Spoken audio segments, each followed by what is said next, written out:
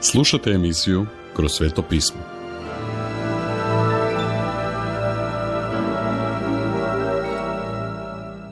Tisuću godina. Otkrivenje 20. poglavlje. Tisućljetno kraljevstvo Božji je odgovor na Gospodnju molitvu.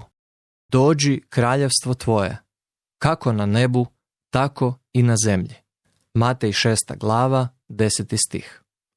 1000 godina kraljevstvo Isusa Krista procvjetat će na zemlji i na kraju će čovječanstvo proći posljednji ispit.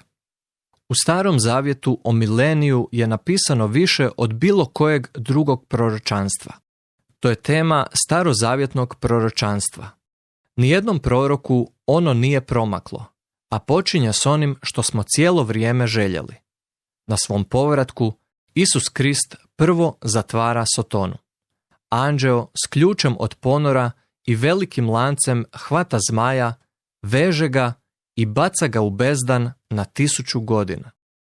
Uklonivši Sotonin snažan utjecaj, Isus zatim uklanja prokletstvo grijeha s fizičke zemlje. Zatim, Isus ponovno oživljava starozavjetne svece. Uskrsnuće znači ustati, a samo Bog to može učiniti. Sljedeći su oni koji su dali živote za Krista u nevolji. Grupi koja se naziva svećenici Božji također se pridružuju grupi. Bog je prvotno planirao da Izrael bude kraljevstvo svećenika i sveti narod, vidi Izlazak 19.6, a sada jesu. Mnoštvo Izraela i pogana koji su preživjeli nevolju ući će u tisućljeće u svojim prirodnim tijelima. To su oni, zajedno s onima koji su rođeni tijekom tisućljeća, koji su testirani tijekom 1000 godina. Što je s crkvom? Baš kao što se Isus Krist pomiješao sa svojim apostolima i sljedbenicima u proslavljenom tijelu nakon njegova uskrsnuća, tako će se i crkva u proslavljenim tijelima pomiješati s mnoštvom u njegovim prirodnim tijelima ovdje na zemlji. U tim proslavljenim tijelima kretat ćemo se svemirom od Novog Jeruzalema do neba. Milenij je posljednji test čovječanstva. To je odgovor ljudima koji misle da ne bismo griješili ako bismo živjeli u idealnim okolnostima. No do kraja tisućljeća čovječanstvo se ponovno pobunilo protiv Boga. Kad prođe 1000 godina, Sotona je pušten iz bezdana. Velik broj ljudi ide Sotoni. Zamislite tragediju ove pobune. Ljudi koji žive u savršenom svijetu priznat će da mrze Isusa Krista i pobuniti se protiv njega kao kralja i spasitelja. Samo ljudsko srce ostaje nepromijenjeno. S obzirom na slobodu, mnogi se i dalje okreću leđima Bogu. Zemljani narod, opet pod Sotoninim urokom, planiraju pobunu. Ovaj posljednji otpor protiv Boga je glup i uzaludan, kao i prva čovjekova pobuna u rajskom vrtu.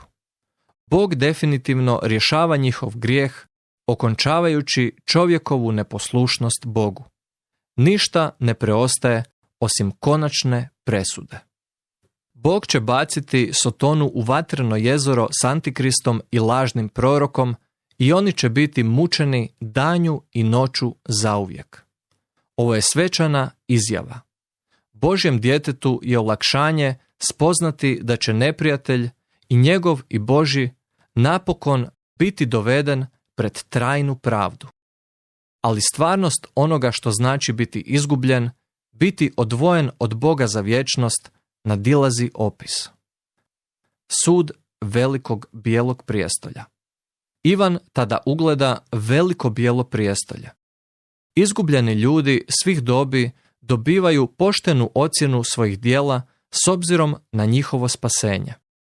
Bit će sudac, ali ne i porota, tužiteljstvo, ali ni obrana, kazna, ali bez žalbe. Nitko se neće braniti ili optuživati Boga za nepravednost. Bit će to trijezan, strašan prizor. Ljudi kažu da danas žele da im se sudi prema njihovim djelima. Ovo je njihova prilika. Presuda je pravedna, ali budući da nisu vjerovali u Isusa Krista, nitko nije spašen. Ako ste se obratili Isusu, ovdje vam neće biti suđeno. Vaš je grijeh obrađen na Kristovom križu. Vaš je život već ocijenjen u bemi, kada vas Isus nagrađuje za vaša djela. Vidi 2. Korinčanima 5. glavu 10. stih. Svi koji stoje na ovom sudu bijelog prestolja su izgubljeni i bačeni u ognjeno jezero sa Sotonom, divljom zvijeri, lažnim prorokom i njihovim slugama.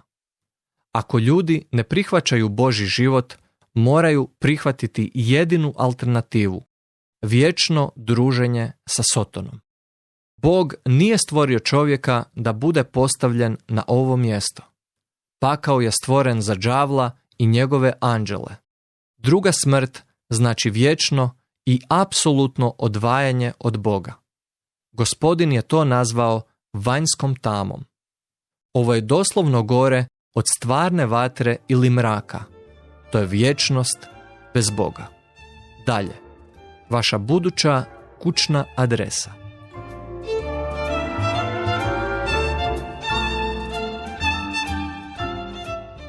Slušali ste emisiju iz ciklusa Kroz sveto pismo. Budite s nama i u sljedećoj emisiji.